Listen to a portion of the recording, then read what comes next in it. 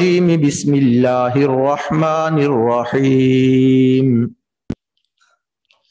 ما كان محمد أبا أحد من رجالكم ولكن رسول الله وخاتم النبيين وكان الله بكل شيء عليما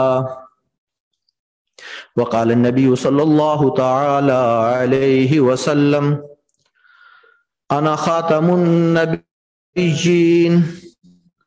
لا نبي بعدي أو كما قال النبي صلى الله تعالى عليه وسلم اللهم صل على محمد وعلى آل محمد كما صليت على إبراهيم وعلى آل إبراهيم إنك حميد مجيد اللهم بارك على محمد وعلى آل محمد كما باركت على إبراهيم وعلى آل إبراهيم إنك حميد مجيد.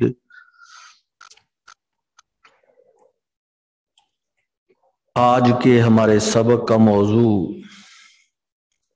عقائد عالم صلی اللہ علیہ وسلم کی ختم نبوت ہے۔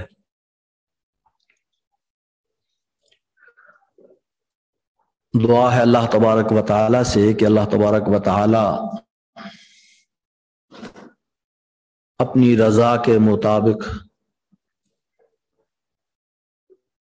اپنی رضا کے لیے گفتگو کی توفیق عطا فرمائیں، اس کے بعد مجھے اور آپ کو اس پر عمل کرنے کی توفیق عطا فرمائیں۔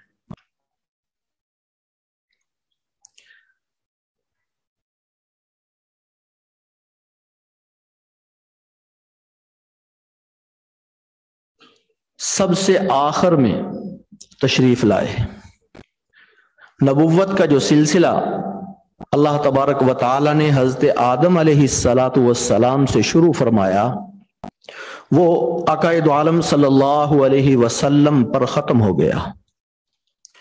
آپ کے بعد کسی قسم کا، کسی معنی میں، کسی اعتبار سے کوئی نبی نہیں آئے گا۔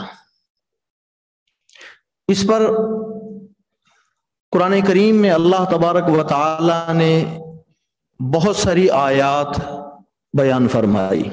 علماء نے لکھا ہے، مفتی محمد شفیع صاحب رحمۃ اللہ علیہ فرماتے ہیں تقریباً 100 سے زیادہ آیتیں ہیں جن سے عقائد عالم صلی اللہ علیہ وسلم کی ختم نبوت سمجھ میں آتی ہے۔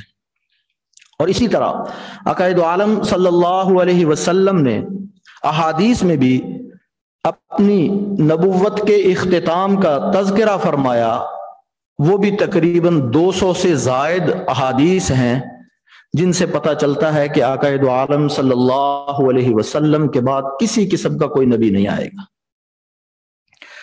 اور یہ مسئلہ امت کے علماء میں بھی عقائد عالم صلی اللہ علیہ وسلم سے لے کر آج تک یہ اجماعی ہے، امت کا اجماع ہے کہ کسی قسم کا کوئی نبی عقائد عالم صلی اللہ علیہ وسلم کے بعد نہیں آئے گا۔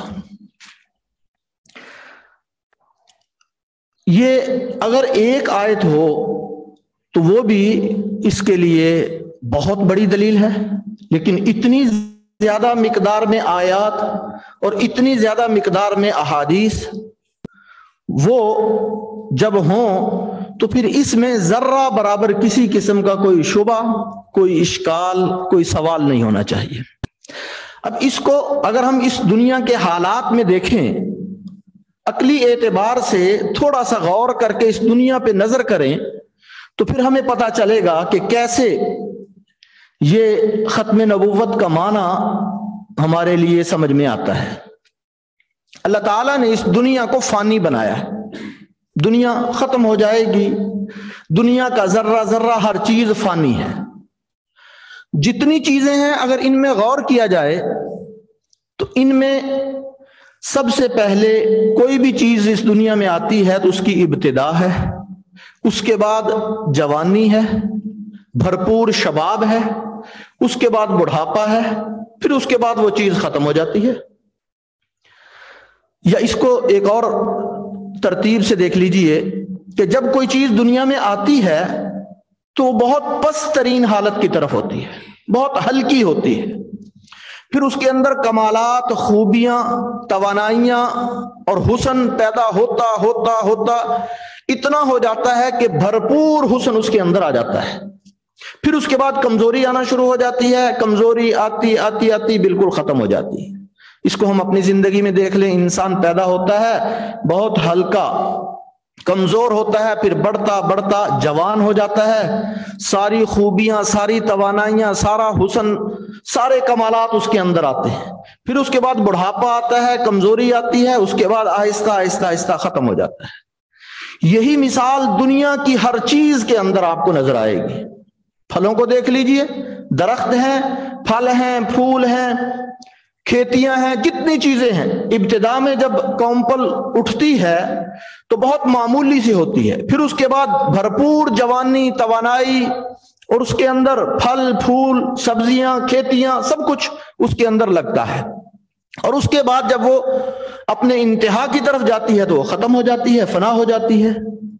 کائنات کی ہر چیز کو دیکھیں، نباتات ہیں، حیوانات ہیں، جتنے جاندار ہیں ان کے اندر یہی چیز ہے، اور جمادات ہیں، جو کچھ ہے سب کے اندر یہی بات ہے کہ ابتدا ہے، پھر اس کے اندر خوبیاں اور کمالات پیدا ہوتے جاتے ہیں، وہ اپنے عروج پہ آتے ہیں، اور اس کے بعد وہ اختتام کی طرف چلے جاتے ہیں. مثلا سورج ہے، صبح نکلتا ہے، معمولی سا ہوتا ہے، ہلکی سی روشنی نکلتی ہے، بھرتی بھرتی بڑھتی بڑھتی بہت واضح طور پہ روشنی ہو جاتی ہے، اس کے بعد اختتام کی طرف چلا جاتا ہے، شام کو ختم ہو جاتا ہے. اسی طرح چاند ہے، ستارے، ہر چیز، کسی چیز کے اندر غور کریں گے ہر چیز ہمیں ایسے ہی نظر آئے گی، اس لیے کہ یہ جہان فانی ہے. اس فانی جہان کی صورتحال یہ ہے کہ ابتدا ہے، جوانی ہے، پھر اختتام ہے، یا پست ترین حالت ہے، اعلیٰ ترین کمالات، خوبیاں اس کے اندر بھر جاتی ہیں، پھر اس کے بعد اختتام کی طرف جاتا ہے. بالکل اسی طرح یہ دنیا بھی ساری کی ساری ایسے ہی ہے. ابتدا اللہ نے دنیا کو بنایا اور یہ چلتی چلتی چلتی چلتی ایسے بھرپور جوانی اس کی، اس کے بعد اختتام کی طرف قیامت قائم ہو جائے گی. اللہ تبارک و تعالی یہ نظام کو لپیٹ دیں گے. یہ دنیا کا نظام بھی بالکل اسی طرح فانی ہے. اس دنیا کو، ساری کائنات کو اللہ تبارک و تعالی نے انسان کے لیے بنایا. هو الذی خلق لکم ما فی الارض جميعا، کہ جتنی چیزیں ہیں ہم نے انسان کے لیے بنائی، ساری انسان کی خادم ہے، انسان مخدوم ہے. اور انسان کو اللہ نے اپنے لیے بنایا. اللہ فرماتے ہیں وَمَا خَلَقْتُ الْجِنَّ وَالْإِنسَ إِلَّا لِيَعْبُدُونَ، ہم نے انسانوں کو اور جنوں کو اپنی عبادت کے لیے بنایا. گویا یہ سارا نظام عالم اللہ تبارک و تعالی نے اپنی عبادت کے لیے قائم فرمایا. اب یہ نظام قائم کیا، سب سے پہلے حضرت آدم علیہ السلام کو اپنا نمائندہ اور اپنا نبی اور رسول بنا کر اس دنیا میں بھیجا کہ دنیا میں انسانوں کو رب کے ساتھ جوڑے، ان کو اللہ کے ساتھ ملائیں اور اللہ تبارک و تعالیٰ کی عبادت کی طرف لوگوں کو کھینچیں. یہ انبیاء کا کام یہی ہے. تو انبیاء ابتدا سے ایسے تشریف لاتے رہے. یہ ابتدائی دور یعنی دنیا کی ابتدا ہے. اللہ تبارک و تعالیٰ نے انبیاء کو بھیجا، انبیاء تشریف لاتے رہے. کوئی نبی کسی خاص علاقے کے لیے، خاص قوم کے لیے، خاص قبیلے کے لیے، خاص جماعت کے لیے، خاص علاقے کے لیے تشریف لاتے رہے. یہ لاتے لاتے لاتے لاتے لاتے انبیاء کرام تشریف لائے. ایک ایک وقت میں کئی نبی بھی تشریف لائے، تشریف لاتے رہے، اپنا پیغام اللہ کا پہنچاتے رہے. آخر میں آقا دو عالم فخر موجودات سرکار دو عالم صلی اللہ علیہ وسلم تشریف لائے. اور آقا دو عالم صلی اللہ علیہ وسلم اپنے بارے میں یہ فرماتے ہیں کہ میری مثال اور انبیاء کی مثال ایسے ہے جیسے ایک عمارت ہو، اس عمارت میں ایک اینٹ خالی ہو. میرا آنا ایسے ہے جیسے وہ اینٹ اس عمارت میں لگ گئی ہو. جب وہ اس عمارت کے اندر وہ اینٹ لگ گئی، وہ عمارت مکمل ہو گئی. جب وہ عمارت مکمل ہو گئی تو اب کسی اور چیز کی ضرورت نہیں ہے. تو انبیاء کے سلسلے کی یہ تکمیل ہو گئی، اس کو مکمل فرما دیا. اور اللہ تعالیٰ نے قرآن کریم میں اسی کو یہ فرمایا الیوم اکملت لکم دینکم واتممت علیکم نعمتی ورضیت لکم الاسلام دینا. ہم نے دین کو مکمل کر دیا. تو یہ اکمال دین ہے، دین مکمل ہو گیا اور اتمام نعمت ہے. اللہ تبارک و تعالیٰ نے اپنی نعمت کو پورا فرما دیا. تو یہ اللہ تبارک و تعالیٰ نے نعمت مکمل فرمائی اور اکمال بھی فرمایا. پہلے انبیاء تشریف لائے اپنے اپنے علاقے کے لیے، وہ بھی اللہ کا پیغام لے کر آئے، لیکن اس پیغام کی تکمیل اور اکمال اللہ کے رسول صلی اللہ علیہ وسلم نے فرمایا. تو جب دین مکمل ہو گیا، اور یہ اتنا بڑا اللہ کا انعام ہے، اتنا بڑا احسان ہے اللہ تبارک و تعالیٰ کا. ایک یہودی عالم حضرت عمر رضی اللہ تعالیٰ عنہ کو فرماتے ہیں، کہہ رہے ہیں کہ آپ کی کتاب میں ایک ایسی آیت ہے، اگر وہ ہمارے دین میں اترتی تو ہم اس دن کو عید بناتے، اتنی خوشی مناتے، اتنی اہم آیت ہے اور اتنی اہم اللہ کا انعام ہے. تو حضرت عمر رضی اللہ تعالیٰ نے فرمایا کہ وہ کون سی آیت ہے؟ تو اس نے کہا الیوم اکملت لکم دینکم واتممت علیکم نعمتی. تو حضرت عمر رضی اللہ تعالیٰ نے فرمایا کہ مجھے وہ دن بھی یاد ہے، وہ وقت بھی یاد ہے کہ عرفہ کے دن یہ آیت اللہ تبارک و تعالیٰ نے آقائے دو عالم صلی اللہ علیہ وسلم پر نازل فرمائی. عرفہ کا دن بھی ہمارے لیے خوشی کا دن ہے، اور جمعے کا دن تھا، وہ دو عیدیں ہماری جمع ہو گئیں. اس لیے یہ گویا اللہ تبارک و تعالیٰ نے یہ دین مکمل فرما دیا، دین کا اکمال ہو گیا. جیسے عقائد عالم صلی اللہ علیہ وسلم فرما رہے ہیں کہ وہ اس عمارت کی تکمیل ہو گئی. جب دین مکمل ہے، عقائد عالم صلی اللہ علیہ وسلم نے اپنے بارے میں یہ بھی فرمایا، اشارہ کر کے فرمایا انا والساعہ کہاتین، میں اور قیامت ایسے ہیں جیسے ان دو انگلیوں میں کوئی اور چیز نہیں ہے. میرے اور قیامت کے درمیان کوئی اور نبی نہیں ہے. تو گویا آپ سب سے آخری ہیں، تو آپ کی شریعت کامل بھی ہے، مکمل بھی ہے. تو اب یہ کامل اور مکمل پوری انسانیت کے لیے ہے.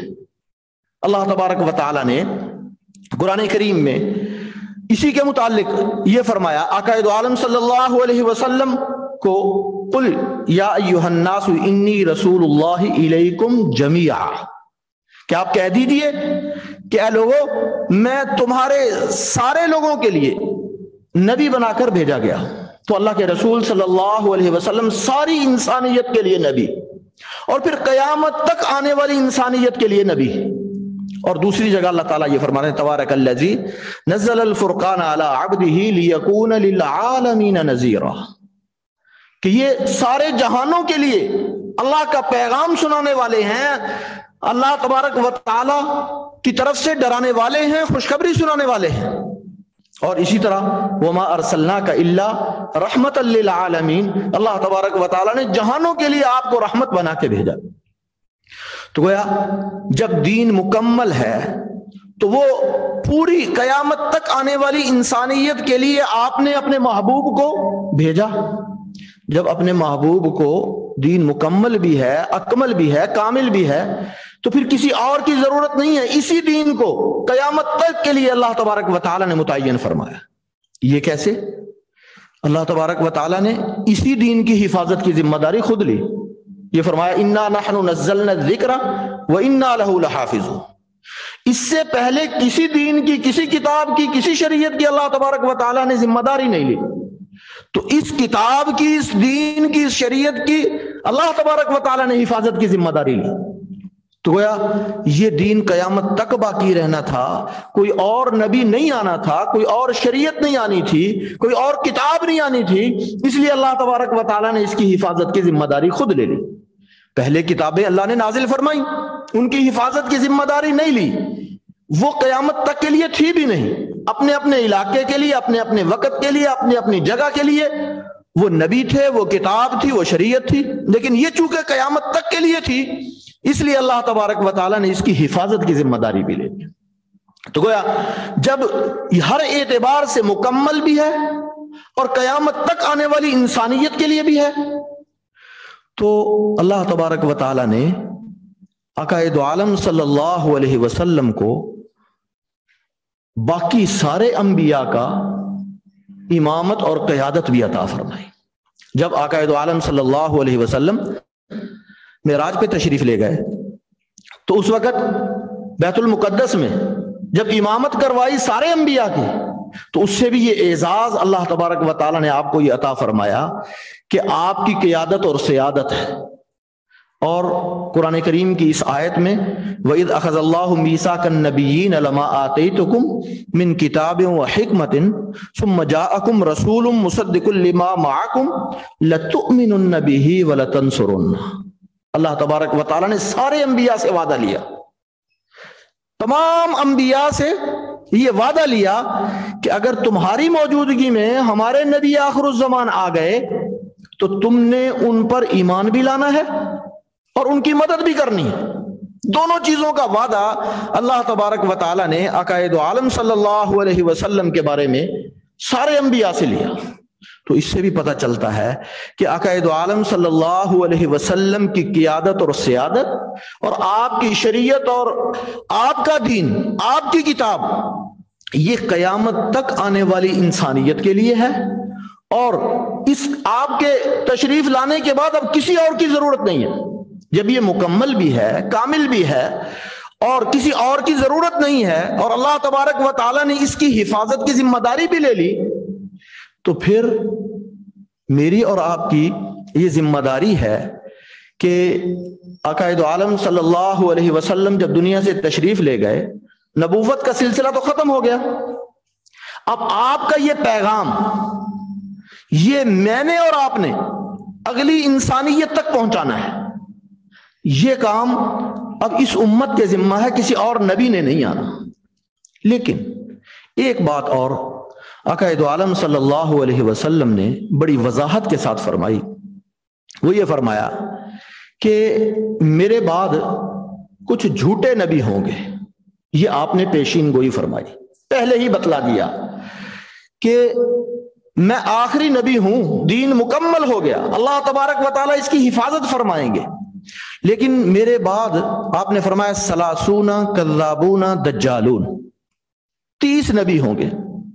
یہ 30 کا عدد آپ نے بڑے بڑے جو جھوٹے ہیں ان کا ذکر فرمایا, ورنہ چھوٹے موٹے جن کو کوئی جانتا یا مانتا نہیں ہے یہ ان کا ذکر نہیں فرمایا, بلکہ بڑے بڑوں کا ذکر کیا. تو آپ نے یہ پیشین گوئی فرمائی. تو اس کا مطلب یہ ہے کہ جھوٹے لوگ پیدا ہوں گے. اب جب وہ پیدا ہوں گے, آئیں گے, تو ان کے ساتھ کیا کیا جائے؟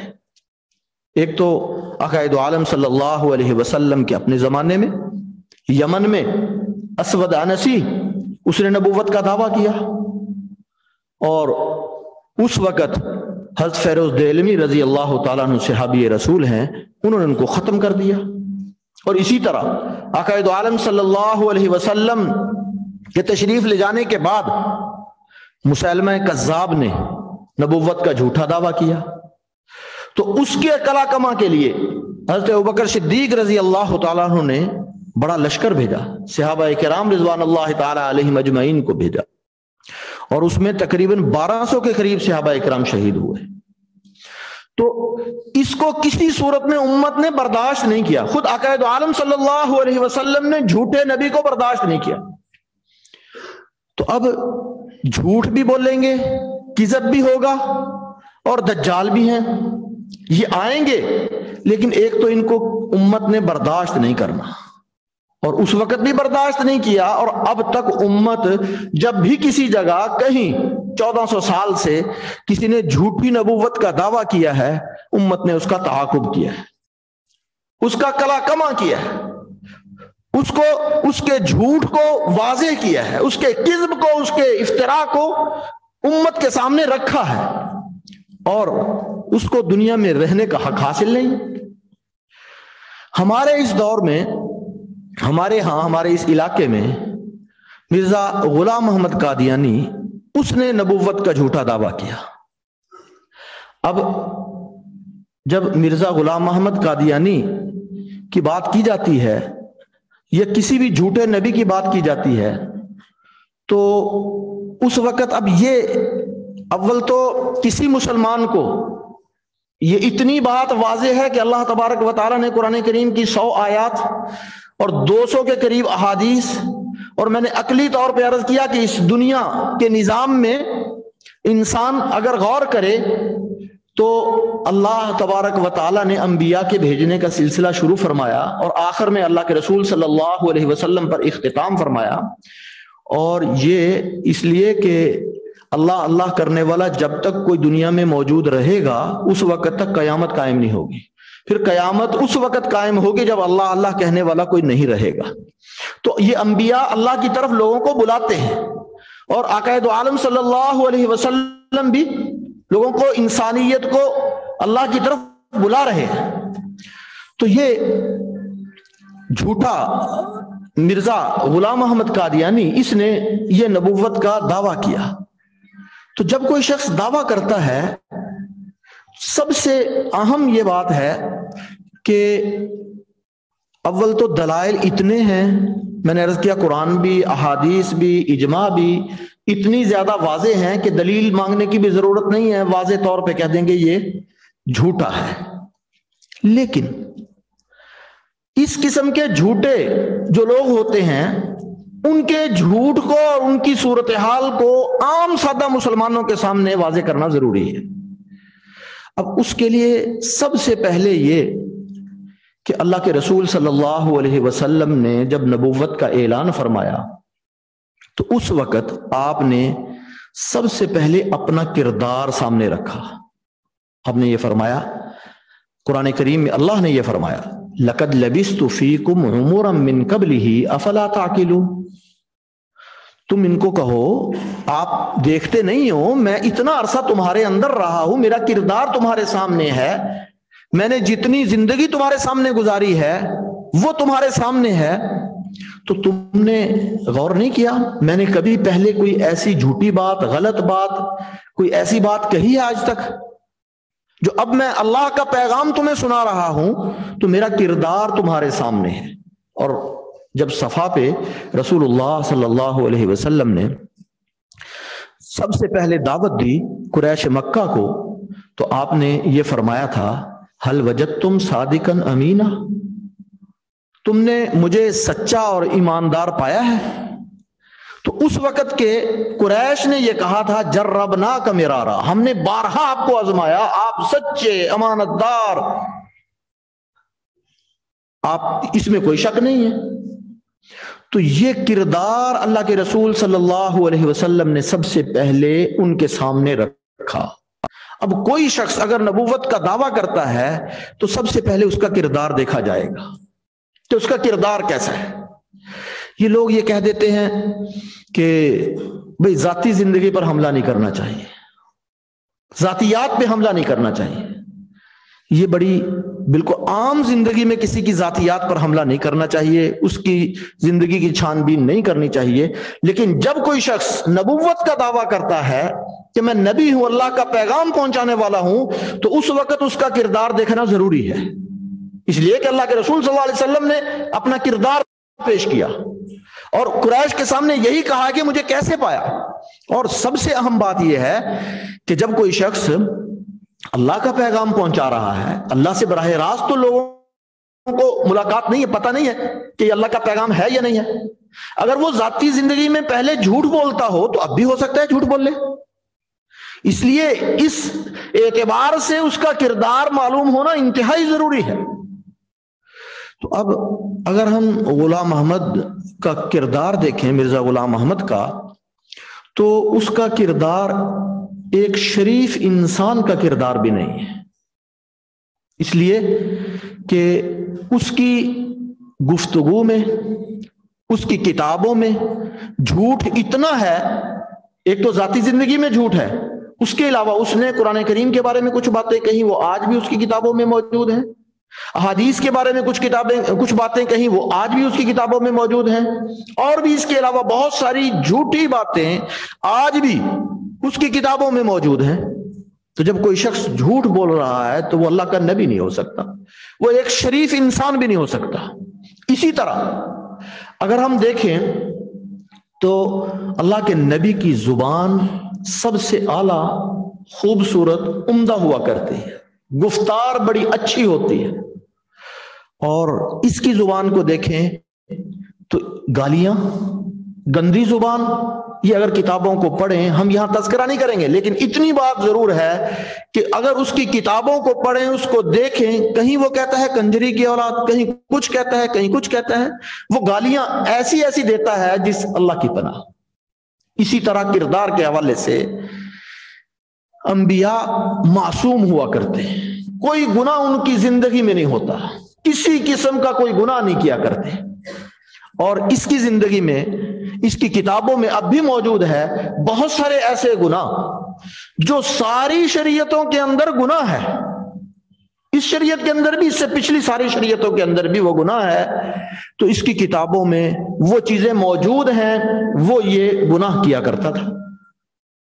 اور اسی طرح یہ کردار کے حوالے سے جھوٹ بھی ہے اور گناہ بھی ہے، زبان کی سختی بھی ہے اور زبان سے گالیاں بھی ہیں۔ یہ ایسی صورتحال میں کوئی شخص اللہ کا نبی تو دور کی بات ہے، کوئی شریف انسان نہیں ہو سکتا۔ ایک تو یہ، اور دوسرا یہ کہ جو اللہ کا نبی ہوتا ہے وہ اس علاقے، اس قوم، اس جگہ میں سب سے اعلیٰ حسب و نسب کا مالک ہوتا ہے، اس کا نسب سب سے اعلیٰ ہوا کرتا ہے، اور یہ مغل لوہار بہت گھٹیا قوم سے اس کا تعلق ہے۔ اور اسی طرح ظاہری شکل و صورت کے اعتبار سے جتنے انبیاء آئے وہ سارے کے سارے خوبصورت تھے، ان کے اندر کسی قسم کا کوئی عیب نہیں تھا، جسمانی ظاہری عیب کوئی نہیں تھا، اور اس کی ایک آنکھ خراب تھی، تو اس لیے یہ بھی اللہ کا نبی نہیں ہو سکتا۔ اور اس کے علاوہ اللہ کا جو نبی ہوتا ہے وہ جب کسی چیز کے بارے میں پیشین گوئی کر دے وہ ہر صورت میں پوری ہوا کرتی ہے، کبھی ایسے نہیں ہوتا کہ اللہ کے نبی نے کوئی پیشین گوئی کی ہو اور وہ پوری نہ ہو، اگر وہ پوری نہیں ہوتی تو سمجھو کہ یہ اللہ کا نبی نہیں ہے۔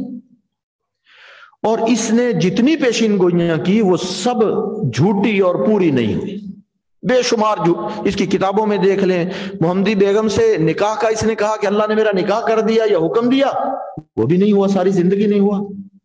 اس کے علاوہ اور بھی کسی کی اولاد، اپنی اولاد، اور بھی لوگوں کے بارے میں جتنی پیشین گوئیاں کی وہ سب جھوٹی۔ تو جو خاص طور پہ پیشین گوئی کرنا تو چیلنج ہوتا ہے نا، تو یہ چیلنج اگر پورا ہو جائے تو پھر اللہ کا نبی ہوا کرتا ہے جتنے انبیاء پہلے آئے، لیکن اگر کوئی بھی پورا نہ ہو تو 100% یہ تو اللہ کا نبی نہیں ہو سکتا، جھوٹا انسان ہو سکتا۔ اسی طرح جتنے انبیاء، ان سب کے پاس وہی لے کر آنے والے جبرائیل علیہ السلام ہیں۔ سارے انبیاء آدم علیہ السلام سے لے کر حضرت عیسیٰ علیہ السلام تک جتنے انبیاء تشریف لائے، ان سارے انبیاء کے پاس وہی لانے والے حضرت جبرائیل علیہ السلام تھے، لیکن یہ شخص اپنے بارے میں کہتا ہے کہ میرے پاس فرشتہ آتا ہے، اس کا نام ایچی بیچی ذکر کرتا ہے، تو گویا یہ بھی اللہ کا نبی نہیں ہو سکتا۔ تو اور اسی طرح اللہ کے رسول صلی اللہ علیہ وسلم نے یہ فرمایا، نحن معاشر الانبیاء لم یورثوا دینارا ولا درہما، ہم انبیاء کا جو گروہ ہے یہ کسی کو وارث نہیں بناتا، ہمارا جو مال ہوتا ہے وہ صدقہ ہوتا ہے، کوئی اس کا وارث نہیں ہوا کرتا، تو جو بھی چھوڑ کے جائیں وہ صدقہ ہوگا۔ اور اس کے وراثت بھی چلی، اس نے اپنی وراثت لینے کے لیے اور عدالتوں میں کیس بھی کیے، اور مال و دولت کے جمع کرنے کے لیے اور بھی کئی ہیلے حربے بہانے اس نے اختیار کیے۔ اور یہ موٹی موٹی چھوٹی چھوٹی باتیں جو میں نے عرض کیا کہ اگر عام سادہ آدمی اس کو دیکھے تو بڑی آسانی سے پہچان سکتا ہے۔ ایک میں نے یہ عرض کیا کہ اس کا کردار اتنا ہے کہ اتنا غلط ہے کہ اس کو کوئی شریف انسان ثابت کرنا بھی مشکل ہے، اور دوسرا میں نے یہ عرض کیا کہ جھوٹ اس کا کلام کے اندر بہت زیادہ ہے اور زبان غلط ہے، اور اسی طرح اس کا اخلاق گرے ہوئے ہیں۔ اور حسب نسب اس کا ہلکا ہے، اور ظاہری شکل و صورت بھی ایسی نہیں ہے، اور وہی لے کر آنے والے تمام انبیاء کے پاس جبرائیل علیہ السلام ہیں، اور یہ کسی اور کا ذکر کرتا ہے۔ اور وراثت کا میں نے عرض کیا کہ اس نے خود بھی وراثت حاصل کرنے کی کوشش کی، اور دوسروں کی طرف بھی وراثت اس کی تقسیم ہوئی، اولاد کی طرف اس کی وراثت تقسیم ہوئی۔ یہ پہچاننے کے لیے عام سادہ آدمیوں کو یہ بات اگر ذکر کر دی جائے تو اس سے آسانی سے وہ بات سمجھ سکتے ہیں۔ اب جو شخص قرآن کریم کی ان آیات کا انکار کرے، اللہ کے رسول صلی اللہ علیہ وسلم کی ان احادیث کا انکار کرے، تو وہ کافر ہے۔ ظاہر ہے یہ کافر ہے، لیکن ان کافروں میں اور عام کافروں میں تھوڑا فرق ہے۔ وہ کیا؟ وہ سمجھنا ضروری ہے۔ آج یہ اسی میں دھوکہ دیتے ہیں۔ وہ یہ کہ جب بھی کوئی نبی آتا ہے، اپنی نئی کتاب نئی شریعت لے کر آتا ہے، تو اس کی ایک پہچان بن جاتی ہے۔ مثلا موسیٰ علیہ السلام اللہ کے نبی ہیں، اور آپ نئی کتاب نئی شریعت لے کر آئے، تو موسیٰ علیہ السلام کو ماننے والے لوگ ان کو یہودی کہتے ہیں۔ اب اس کے بعد حضرت عیسیٰ علیہ السلام تشریف لائے، عیسیٰ علیہ السلام بھی اللہ کی طرف سے نئی کتاب نئی شریعت لے کر آئے، تو اب جتنے لوگ حضرت عیسیٰ علیہ السلام کو ماننے والے ہیں، اب ان کا تعارف یہ ہے کہ وہ عیسائی ہیں۔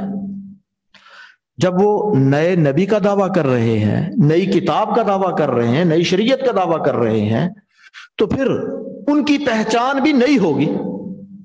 بالکل اسی طرح آقا دو عالم صلی اللہ علیہ وسلم تشریف لائے، آپ کی نبوت کا آپ نے اعلان فرمایا، اللہ تبارک و تعالیٰ نے آپ کو نئی کتاب نئی شریعت دی، تو آپ کی پہچان بھی جب نئی کتاب نئی شریعت نیا دین ہے، تو ہماری پہچان یہ ہے کہ ہم مسلمان ہیں۔ بالکل اسی طرح اگر کوئی شخص، یہ مرزا غلام محمد قادیانی کے ماننے والے، وہ اگر مرزا کے بارے میں یہ دعویٰ کرتے ہیں کہ وہ نبی ہے، تو ان کی کتاب بھی تذکرہ اس کو کہتے ہیں کہ یہ وحی ہے، تو نئی کتاب نئی شریعت آ گئی تو ان کو بھی اپنا نیا نام رکھنا چاہیے۔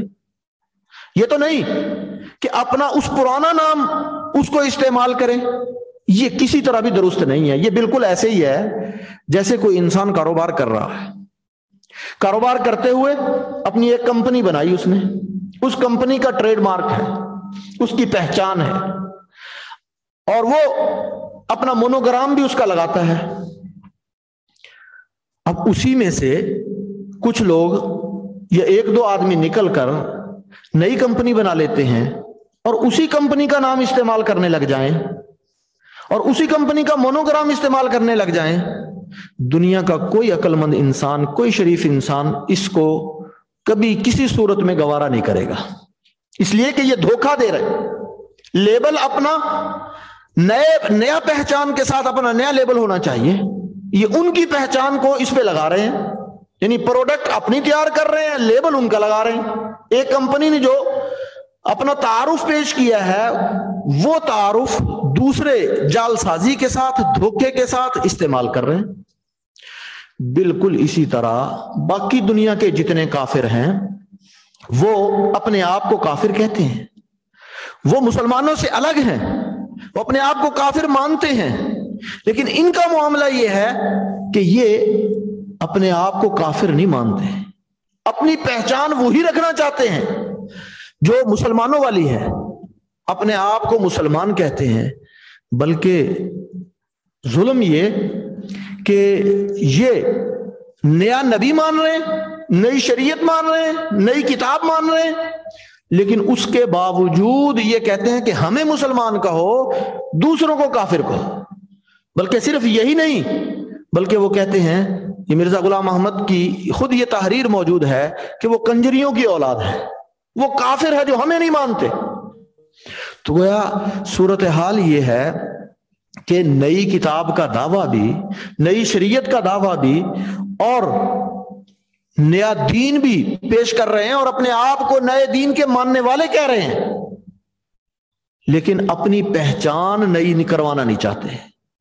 تو دنیا کے باقی کافر وہ سب مانتے ہیں اپنے آپ کو کافر کہتے ہیں، وہ اس دین کو، اس شریعت کو استعمال نہیں کرتے، تو گویا یہ کفر بھی کرتے ہیں، جعل سازی بھی کرتے ہیں، اس لیے یہ باقی کفار سے بدتر کافر ہیں اور یہ باقیوں سے زیادہ خطرناک ہے۔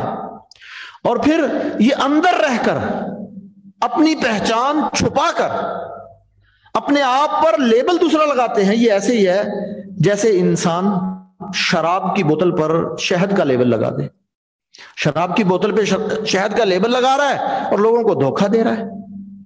تو یہ دھوکہ دہی بھی ہے، جعل سازی بھی ہے۔ تو اس لیے اور پھر ان کو پاکستان کے اندر قانون کے موقع دیا گیا، اسمبلی کے اندر وہاں بھرپور اپنی بات کرنے کا موقع دیا گیا، اس کے باوجود یہ سب کے سامنے ان کا کفر واضح ہو گیا اور پھر پاکستان کی اسمبلی نے ان کو کافر قرار دیا، اور اب یہ اس قانون کو نہیں مانتے اور لوگوں کے سامنے جا کر یہ واویلا کرتے ہیں کہ ہمیں ہمارے حقوق نہیں ملتے، ہمیں وہاں اذان بھی نہیں دینے دیتے، کلمہ بھی نہیں پڑھنے دیتے، اور بھی یہ کام نہیں کرنے دیتے۔ تو ان کو یہ کہتے ہیں، مسلمان یہ کہتے ہیں کہ ان کو کہو کہ پہلے پاکستان کے قانون کو مان لو، جو قانون ہے انہوں نے کافر قرار دیا، اپنے آپ کو کافر کہو، پھر یہ جعل سازی نہ کرو، اپنی پہچان کو نہ چھپاؤ۔ تو اس کے لیے یہ تیار نہیں ہوتے اور لوگوں کے سامنے یہ دوسرا پہلو اور اپنی مظلومیت کا اظہار کرتے ہیں، حالانکہ یہ ظلم کر رہے ہیں امت مسلمہ پر، ظلم کر رہے ہیں مسلمانوں پر، ظلم کر رہے ہیں ہم پر، یعنی ہماری پہچان بھی لے رہے ہیں اور ہمارا ٹریڈ مارک بھی لے رہے ہیں۔ دنیا کا کوئی کاروباری، کوئی شخص یہ کبھی بھی گوارا نہیں کرتا کہ میری کمپنی ہو، میرا کاروبار ہو، میرا کام ہو، ایک عرصے سے میں نے اس کی پہچان بنائی، اس کو ایک تعارف دیا، اور کوئی شخص اٹھ کے کھڑا ہو کے یہ تعارف مجھ سے لے لے اور یہ تعارف لے کر چیزیں تیار کرنا شروع کر دے۔ تو اس طرح ان کا کفر اس نوعیت کا ہے کہ یہ لوگوں کو گمراہ کر رہے ہیں، جعل سازی بھی کر رہے ہیں، یہ چوری بھی کرتے ہیں اور سینہ زوری بھی کرتے ہیں۔ تو اس لیے مسلمان اور امت مسلمہ ان کے بارے میں حساس ہے، اور دجل اور کذب ہوا ہی اسی طرح کرتا ہے۔ ان کا کفر، ان کا دجل، ان کی مکاری، ان کا فریب یہ ایسے ہے کہ یہ اپنے آپ کو پہلے ظاہر نہیں کرتے، پھر آہستہ آہستہ آہستہ آہستہ باتیں کرتے ہیں اور لوگوں کے ایمان کو، لوگوں کے یقین کو خراب کرنے کی، اسلام کو خراب کرنے کی، مسلمانوں کے ایمان کو خراب کرنے کی کوشش کرتے ہیں۔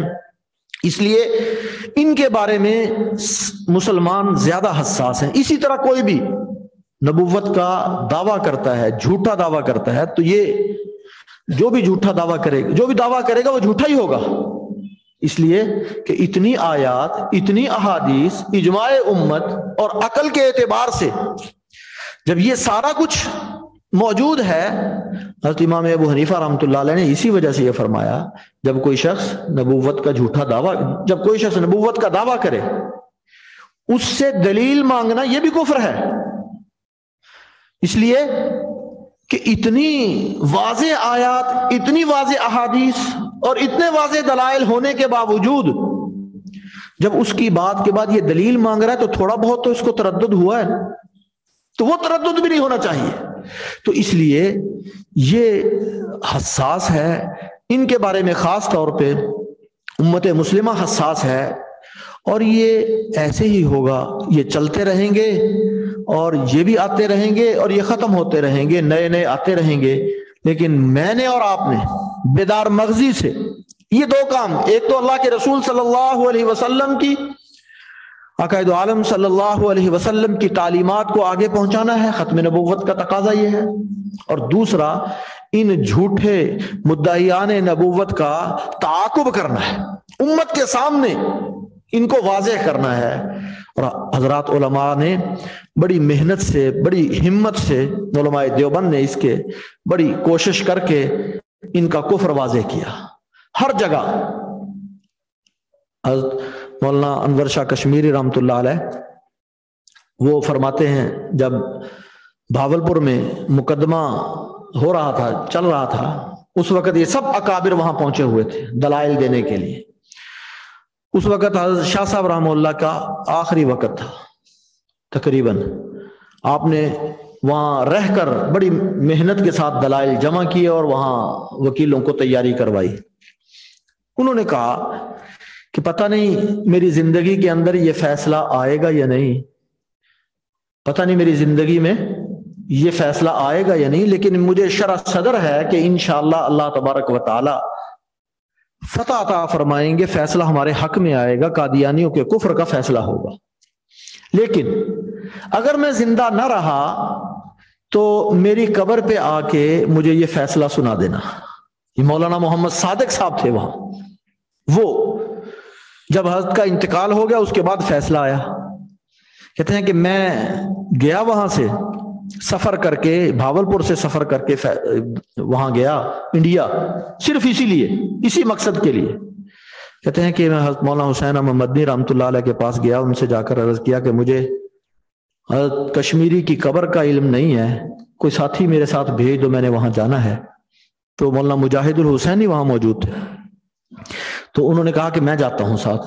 یہ گئے اور وہاں جا کر حضرت مولانا محمد صادق صاحب نے قبر پہ کھڑے ہو کر کہا کہ حضرت ہمارے مسلمانوں کے حق میں فیصلہ ہو گیا ہے، مرزا کے کفر کا عدالت نے فیصلہ کر دیا ہے۔ یہ کہہ کے زاروں قطار رونے لگ گئے، اور مولانا محمد صادق صاحب اور مولانا مجاہد الحسینی بھی، وہ بھی کھڑے ہو کر کہتے ہیں ہم بھی بہت زاروں قطار روئے۔ اور حضرت مولانا انور شاہ کشمیری رحمۃ اللہ علیہ فرماتے ہیں کہ ختم نبوت کا یہ کام کرنا، ان کے دجل کو امت کے سامنے واضح کرنا اور کسی جھوٹے نبی کے دعوے کو امت کے سامنے وضاحت کے ساتھ اس کو بیان کرنا اور ختم نبوت کا کام کرنا، یہ مجھے اللہ کی ذات سے امید ہے کہ جو شخص یہ کام کرے گا آقا دو عالم صلی اللہ علیہ وسلم کی شفاعت اس کو نصیب ہوگی، اس لیے کہ یہ آپ کی ذات کے ساتھ وابستہ ہے۔ ختم نبوت کا کام براہ راست آقا دو عالم صلی اللہ علیہ وسلم کی ذات کے ساتھ وابستہ ہے اور آپ کی ذاتی خدمت ہے، اور جو شخص ذاتی خدمت کرے گا انشاءاللہ اللہ کی رحمت سے امید ہے کہ اللہ تبارک و تعالی اس کے ساتھ اپنے کرم کا، اپنے فضل کا، اپنے انعام کا معاملہ فرمائیں گے۔ تو اللہ تبارک و تعالی مجھے اور آپ کو عمل کرنے کی توفیق عطا فرمائے۔